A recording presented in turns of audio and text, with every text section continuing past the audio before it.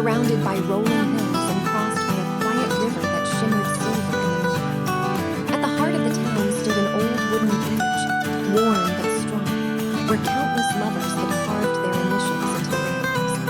It was said that if two people confessed their love there at sunset, their bond would last forever. Amelia never believed in such tales. She was practical, steady, and always searching for logic in every story. Yet the bridge held memories for her, memories of a boy she once knew. His name was Daniel. They met when Amelia was 16 and Daniel 17. He was the kind of boy who carried laughter in his eyes, the kind who made even silence feel alive. They would meet by the river after school, sitting on the wooden planks with their feet dangling above the water. He would talk about dreams of leaving Wexford, of traveling to cities filled with lights, while Amelia dreamed of becoming a writer who captured the quiet beauty of their small town. One evening, under a painted sky, Daniel turned to her and whispered, "When I leave, I'll come back for you. Wait for me, Amelia." Her heart raced, though she only nodded. And true to his words, Daniel left the following summer. Letters came for the first few months, letters filled with excitement and longing. But then they stopped. Rumors said he had gone overseas, chasing opportunities, chasing a future that had no place for small-town promises. Amelia tried to bury her feelings in ink and paper, but every time she crossed the bridge, she thought of him. Years passed. She built a life in Wexford, becoming the town's librarian, her days filled with the scent of old books and soft laughter of children. She learned to live without expecting his return, though some part of her heart remained untouched, waiting in silence. Then one autumn evening, as the leaves turned copper and gold, Amelia walked toward the bridge after closing the library. She stopped suddenly. A man stood there, leaning against the railing, his figure outlined against the fading light. His hair was darker now, his shoulders broader, but those eyes, the same eyes that once carried laughter and dreams, met hers. "Amelia," he said softly, almost like a prayer. Her breath caught. "Daniel." He stepped closer, hesitant, as though afraid she might vanish. "I never forgot. Life, it took me further than I imagined, but every road led me back here, to you." Amelia's chest ached with emotions she had locked away for too long. She wanted to be angry for the years of silence, yet when she saw him standing there, all she could feel was the undeniable truth. Her heart had always been ready. Daniel reached for her hand, rough from travel yet trembling as though he feared rejection. "Do you still believe in the promise we made here?" Amelia glanced at the sunset behind him, the river glowing beneath the bridge, and the memories flooding back. For the first time in years, she allowed herself to smile. "Yes," she whispered, "I always did." He pulled her into his arms, and in that embrace, the years of distance melted away.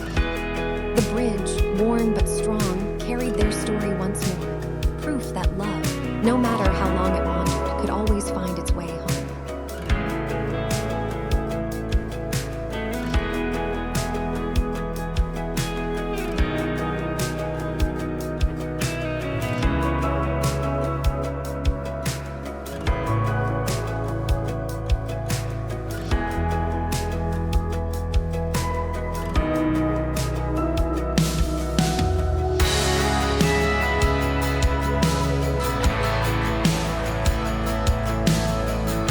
Beneath the autumn sky, the small town of Ashwood was wrapped in the glow of autumn. The air carried the scent of roasted chestnuts and fallen leaves, and every street seemed painted in gold and crimson. Emma, a quiet bookshop owner, loved this season most. She often stood by the large front window of her shop, watching the world pass by with a steaming cup of tea in her hands. One afternoon, as the first rains of October began to fall, a stranger stepped into her shop. His coat was damp, his dark hair tousled from the wind, and his eyes, deep and steady, held something that instantly caught her attention. He gave a small smile before asking, "Do you have a copy of The Little Prince?" Emma led him to the shelf. "It's a popular one. You're lucky we still have a copy." The man introduced himself as Daniel, a photographer passing through town. His work often took him across cities and countries, but something about Ashwood made him pause. And when he found Emma's bookshop, warm and welcoming, He felt as though he had stepped into a place he had been searching for unknowingly. Days turned into weeks. Daniel kept returning to the shop, not always to buy a book, but sometimes just to talk. They shared stories, laughter, and quiet moments filled with the rustle of pages and the patter of rain against the windows.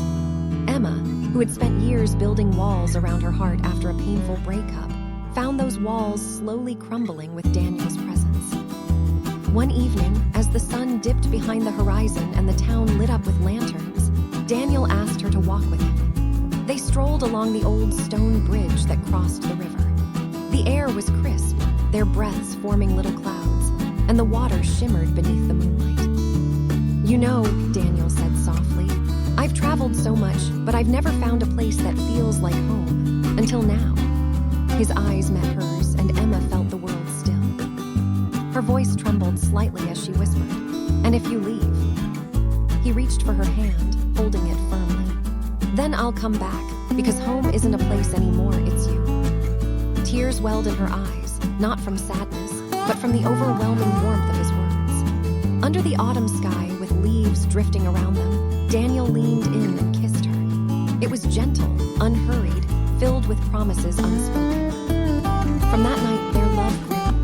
Daniel photographed every corner of Ashwood, but his favorite pictures were of Emma, reading by the window, laughing under the lantern lights, or simply looking at him with quiet affection. Emma, in turn, discovered a new kind of courage, to love without fear of losing. Though his journeys would take him away at times, he always returned. And each return was like the first autumn rain, unexpected, refreshing, and filled with joy. Years later, when Emma looked back, she realized that love had not arrived in grand gestures or perfect timing. It had come quietly, on a rainy afternoon, when a stranger walked into her bookshop asking for The Little Prince. And it had stayed, steadfast, like the turning of seasons, and as beautiful as the autumn sky.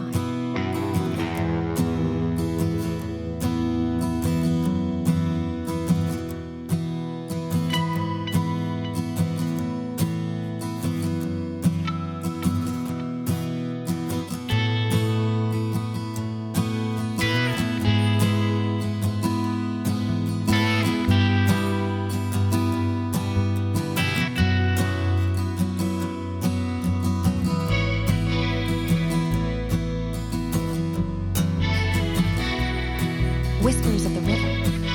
The small town of Larkspur was known for its quiet streets, fragrant gardens, and the river that wound through its heart like a silver ribbon. On summer evenings, the water shimmered under the moonlight, carrying whispers of secrets and dreams. For Alina, the river had always been a place of escape, where she could sit beneath the willows and let her heart wander. Alina was a painter, though most in town knew her simply as the girl who worked at the bakery. Every morning she kneaded dough before dawn, her hands dusted with flour, her smile soft as the scent of warm bread drifted into the street. But in the evenings, she carried her canvas to the riverside, painting sunsets and reflections, searching for colors that matched the longing in her heart. One evening, as twilight deepened, she noticed a man standing at the water's edge. He was tall, with dark hair that fell into his eyes and a book tucked under his arm. He seemed lost in thought, staring at the current as though it carried something only he could see. Alina hesitated, then returned to her painting. But the next evening, he was there again, and the evening after that. Finally, one night the others met. "Do you always come here?" he asked, his voice low but gentle. "Only when I want the world to be right," Alina replied. "And you?" He smiled faintly. "When I want the world to remind me it's still beautiful." His name was Daniel. He was a teacher who had returned to Larkspur after years in the city, seeking solace after losing someone dear. Alina did not press him for details. She saw the shadow in his eyes and respected the silence. Instead, they spoke of books, of colors, of the stars reflected in the moon. Days turned into weeks, and soon their evenings together became a ritual. He read aloud while she painted, his voice carrying through the stillness like music. She painted him once, though she never told him. The way the lamplight softened his profile, the way his eyes seemed to hold both sorrow and hope. One night, as autumn leaves drifted on the water, Daniel confessed, "I thought thought I had no more space in me for love. But then, I met you. Alina's heart trembled. She had painted so many skis, but none seemed vast enough to hold what she felt in that moment. She reached for his hand, and when his fingers closed around hers, it was as if the river itself paused in its flowing. Their love was not a sudden blaze, but a steady warmth, like the glow of lanterns lit along the streets of Larkspur. Together they found healing in small things. The laughter that rose from shared breakfasts, the letters slipped into each other's pockets, the quiet understanding that no words could replace. Years later, when townsfolk spoke of the couple often seen walking hand in hand by the river, they would say Alina and Daniel's love was like the current itself, sometimes gentle, sometimes fierce, but always moving forward, carrying them into the unknown together. And beneath the willows, Alina's paintings still told their story. A river of silver, a sky of endless color, and two souls who had found one another where whispers of the water met the whispers of the heart.